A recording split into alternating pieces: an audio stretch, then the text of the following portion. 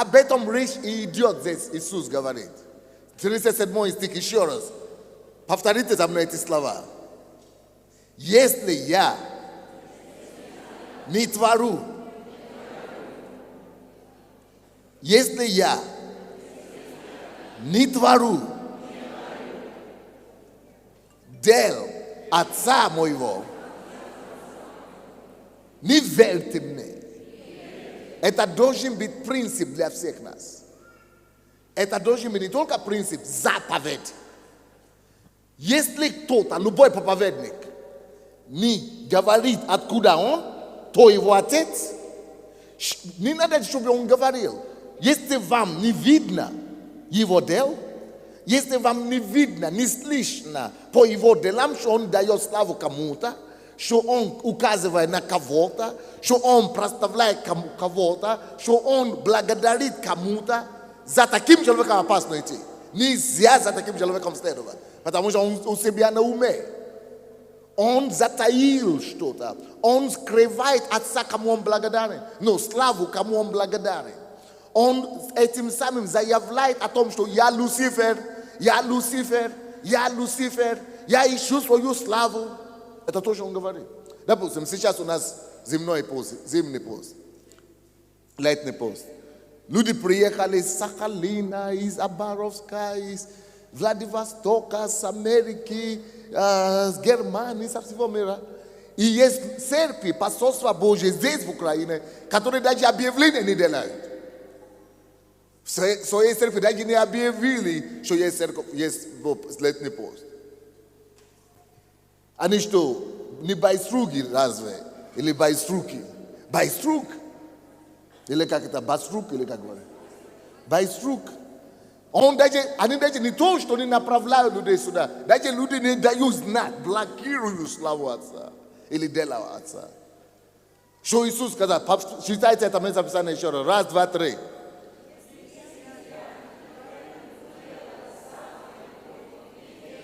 Не верьте мне. Кто из вас может выйти на сцену у себя в церковь и это сказать?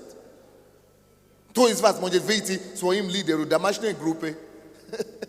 Пастор, конечно, он такой. Да? Вы представьте себе, кто из вас может просто выйти у себя в церковь и говорить, если я, это пастор, действительно Антон так сделал однажды. Антон пришел к себе в церковь, в духовном совете, говорит, если я однажды что-то скажу на моего отца, на моего пастора, или я скажу вам, что мы идем в другое направление, откажитесь от меня и пойдите за отцом.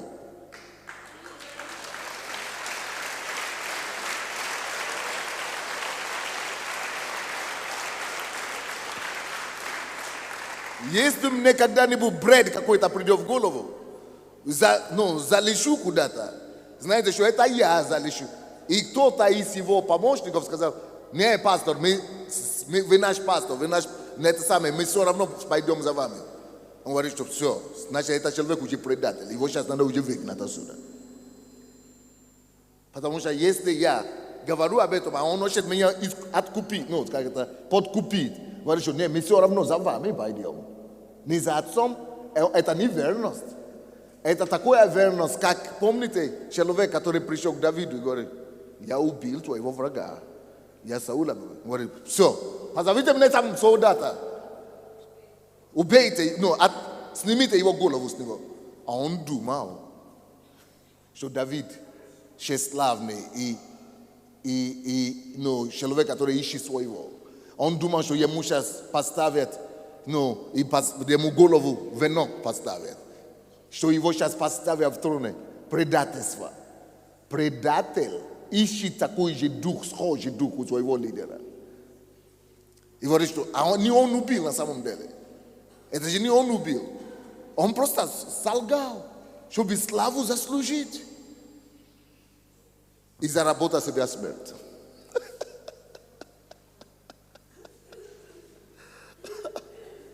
Если я не являю, не делаю дело Отца. А что такое дело Отца? Мы делаем дела общие в церкви, мы имеем общие программы, мы учим общие темы, мы говорим о общих направлениях, и ты приходишь к себе, то, что тебе дали и доверили, и скрываешь от людей, чтобы люди не знали. Значит, за тобой нельзя идти, ты опасный человек. Ты камикадзе, ты сорвешься.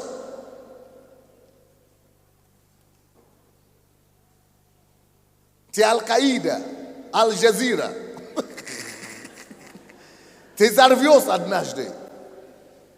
Это как те, которые себе бомбу носят. Камикадзе или как их. А? Ты террорист духовный. Ты взорвешься однажды. И чтобы вы все знали это, если кто-то, есть такой лидер или пастор, или где угодно, и вы не можете проследить, за кем же он идет, кто же его отец, что делает он показывает, кроме себя? Что делает? На что делает он показывает? Может, приходит ли он на сцену и говорит, за мной нельзя идти, не идите за мной, если я делаю что-то, которое противоречит, или я делаю что-то, которое мешает делу общему, поменьше ходите здесь, не мешайте, хорошо? Пока слушайте и концентрируйте на... Мне не нужен, потому что мне дали вчера, продула спину, спина болит. Когда человек потеет, нельзя вообще воздух. Значит так.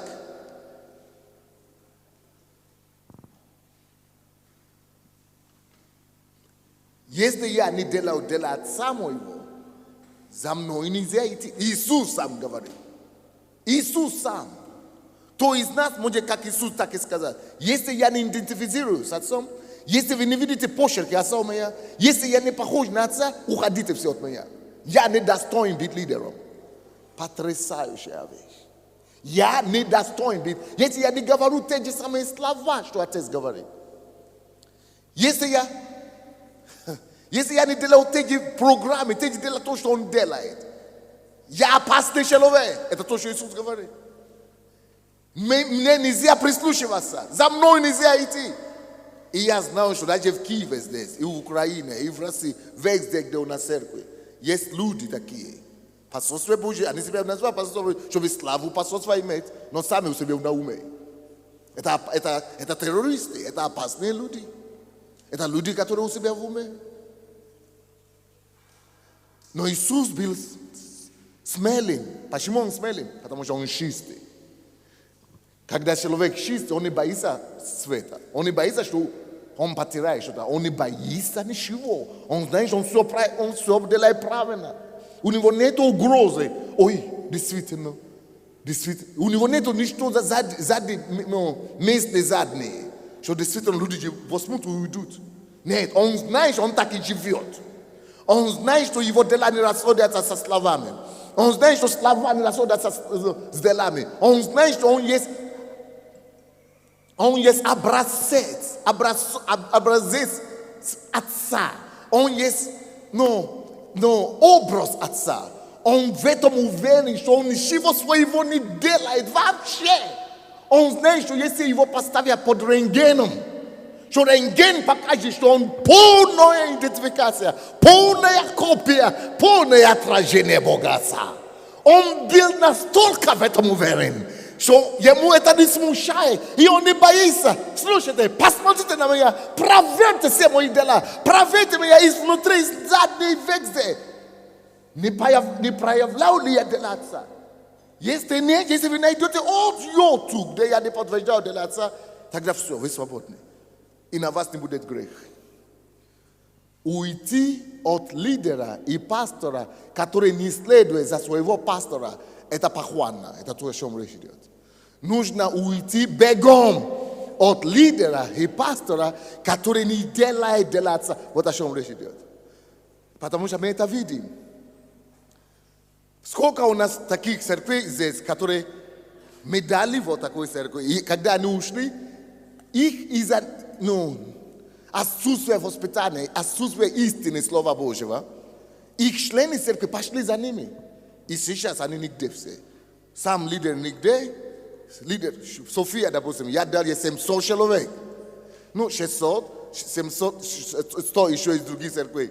700 человек. И когда она пошла, Люди же не читают Библию за себя. Они только за авторитет он пошли. Они пошли за ней. И что вы думаете?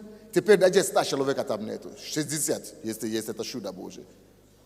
Из 600. 60 осталось. Почему? Они погибли. Или они пошли православные, или в мир, или вообще пьют, или колются и так далее. Почему? Потому что нельзя тебе, если твой лидер явно идет против своего лидера, если он не делает отца, не то, что не делает отца, идет против отца явно. Он говорит, Иисус говорит, уйдите от меня в этом случае, уйдите от, спасите свою жизнь, бегом. А они это не знали, они это не ушли. И они думали, что это тоже верность. Мне надо быть верным ему, как помощник Антона ему сказал, что ты уйдешь, я за тобой. Нет, я тебя вообще не хочу. Ты уже предатель. Ты уже предатель. Ты уже предатель. И они вот так хотели быть верным человеку, который сам не верный. А какой верности ты хочешь говорить? Если он сам не верный, а какой верности ты хочешь говорить? И поэтому они все. И Бог правый не защитит. И Бог их не защитил. Все слетели, и Бог их не защитил. А почему Бог не защитил? Жестокий Бог нет. У него есть принцип. Есть Слово Божье там. Есть Слово Божье там. Если я не делаю дела отца моего, где твой отец, что дела ты делаешь? Где? Если у тебя такой лидер, такой отец, что дела ты исполняешь? Если у тебя пример, что дела ты исполняешь? Или ты свое исполняешь? Что тебя бредит в голову?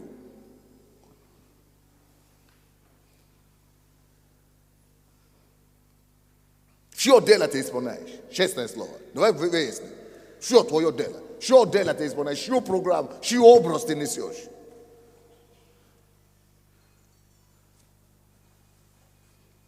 Потому что когда ты несешь образ, когда ты исполняешь дело отца, отец уже перед тобой шел впереди. Он уже пробил дорогу. Он уже